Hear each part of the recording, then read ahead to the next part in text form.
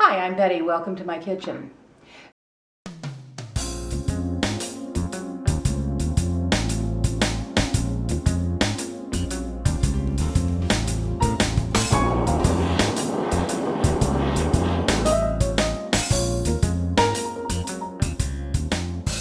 I've been making pizza at home for many years and not always entirely satisfied with the results, particularly from the dough.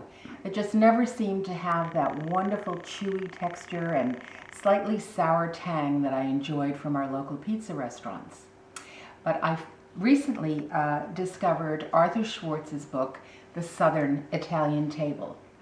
It's a wonderful book with many fabulous, authentic Italian recipes. But his recipe for pizza crust was a revelation.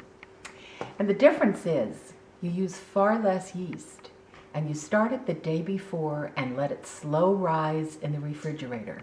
And that is what develops the taste and the tang and the texture, and it's really quite wonderful. So what I did was yesterday I started a dough, let it raise overnight in the refrigerator, and here it is, and I'm going to be letting it warm up, so at the end of this I can finish the product and show you a finished pizza. But here we go with the start of this. To start the dough, we're going to begin by making what's called a sponge, and for that we need a half cup of water between 100 and 110 degrees. I'm going to check this with my digital thermometer, although I'm pretty sure it's in the right range. And there we go. You can see it's just over 101 degrees. These digital thermometers are expensive, but they're a really great investment for the avid home cook, shall we say. All right, to my water, I'm going to add a teaspoon of yeast. Not the fast rising type, just regular yeast. I'm going to sprinkle that over, let it sit for about a minute. And incidentally, if you'd like to buy your yeast in a larger package, store it in a jar and keep it in the freezer, and it will last pretty much indefinitely.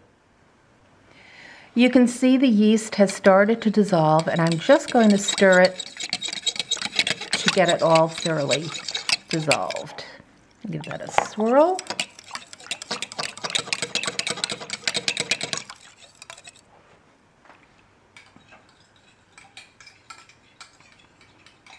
Miss Annie is observing as usual, right, Miss Annie? Yes, you are. All right, the yeast has pretty much dissolved, and now I'm going to add a half cup of flour. And I'm going to stir this well to mix it.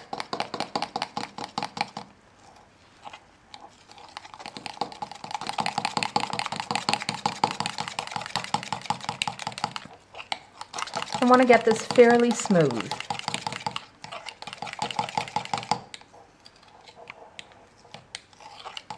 All right, that should do. And what we're going to do now is just let this sit for 30 minutes, during which time it should double in volume. So I'll see you back in 30 minutes.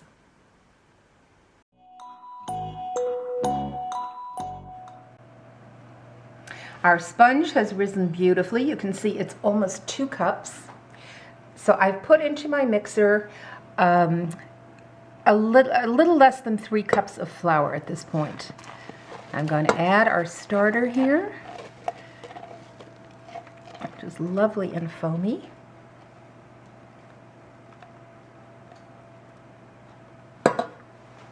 And an additional cup of warm water at about the same temperature as we used before. Put this onto the mixer. And I'm using the dough hook. Just get this started.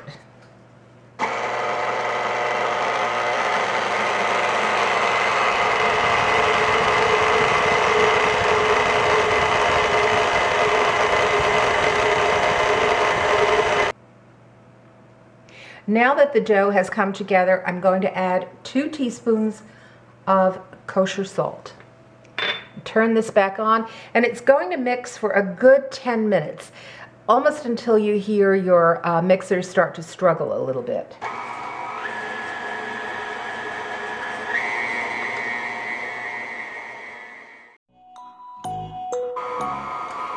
The dough has been mixing long enough, and now I'm going to turn it out onto my perfectly clean counter.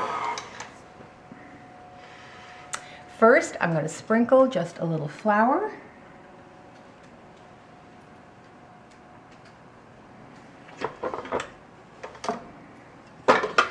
You can see it's a fairly soft dough. And we will be adding a little flour, very little at a time, but not too much, just to the point where it's not terribly sticky.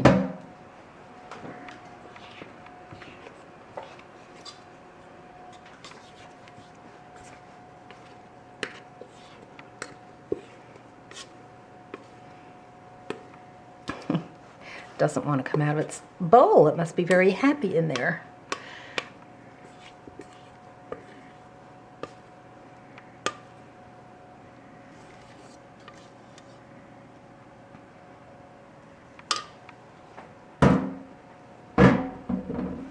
Put a little flour on my hands. Just going to sprinkle the top lightly with flour, and using a bench scraper, which is a really terrific tool if you work with yeast doughs at all, turn that to get it coated, and I'm going to start kneading it. I know it's been kneaded very well in the machine, but it's always good to finish it off by hand. And besides, I think it's wonderful therapy. It's such a lovely feel. As they say, it should feel like a baby's bottom.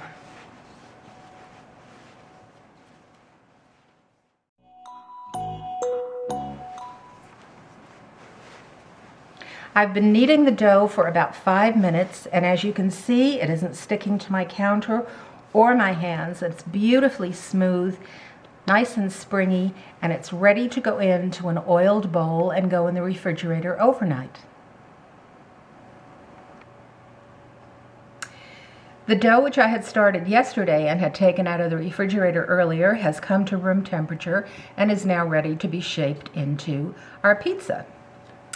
I'm going to turn this out onto the counter, which is again lightly dusted with flour. You can see the gluten strands there, how well they're developed. What you're really looking for in a yeasted dough. Just sprinkle the top with flour.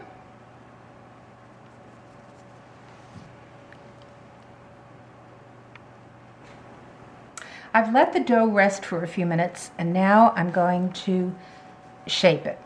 Just start with your fingers and push it out. Make sure you've got a little flour under so it doesn't stick.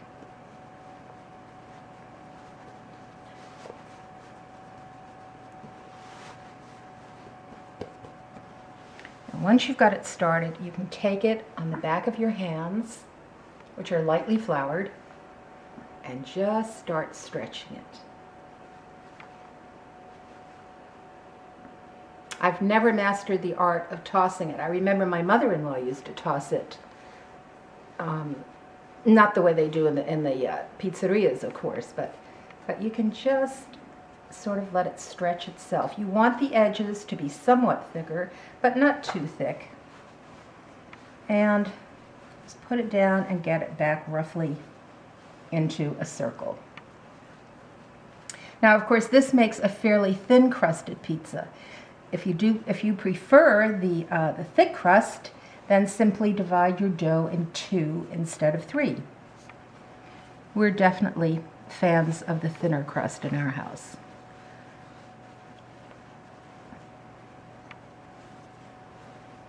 Even though it's rested, it does tend to want to shrink back a bit, but I think this will be pretty good.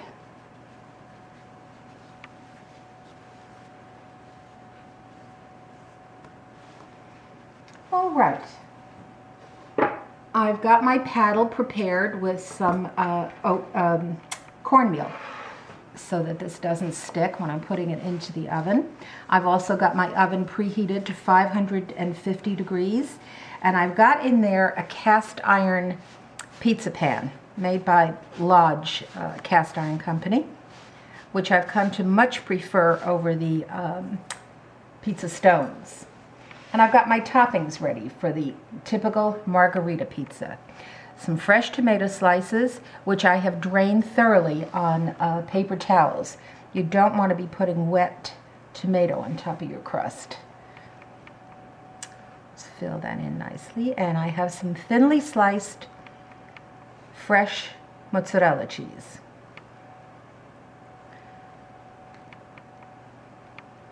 Just put that on, and I've got some basil leaves. If the leaves are really tiny, you can drop a couple. If they're bigger, you want to simply roll them up.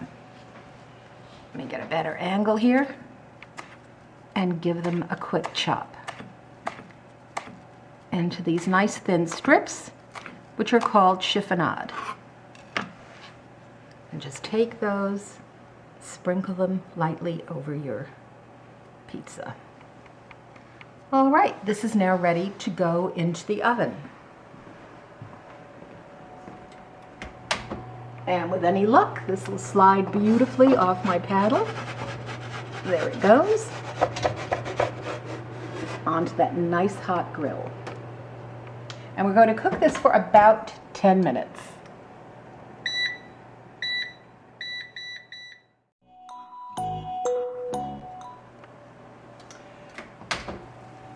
Ten minutes are up, and the pizza is done, and it's turned a beautiful golden brown.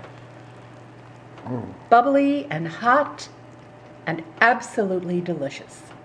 I do hope you'll give this a try and enjoy it.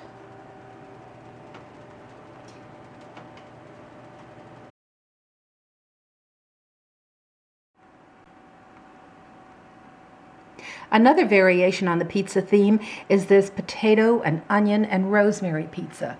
Perhaps almost as much as focaccia as pizza, but it is quite delicious. The previous one, of course, was pizza margherita, the most traditional Italian pizza.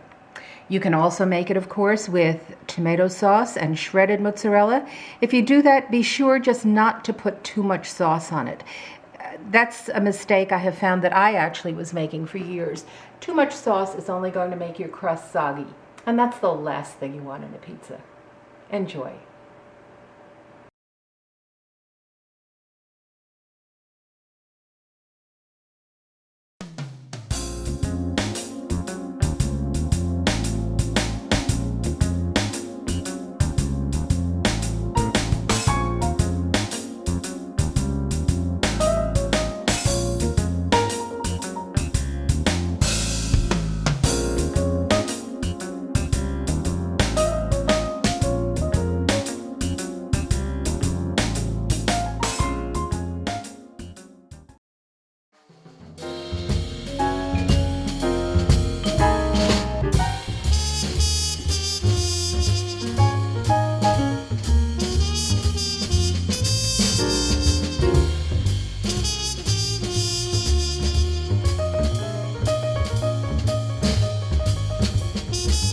For further information and even more recipes, please visit my website.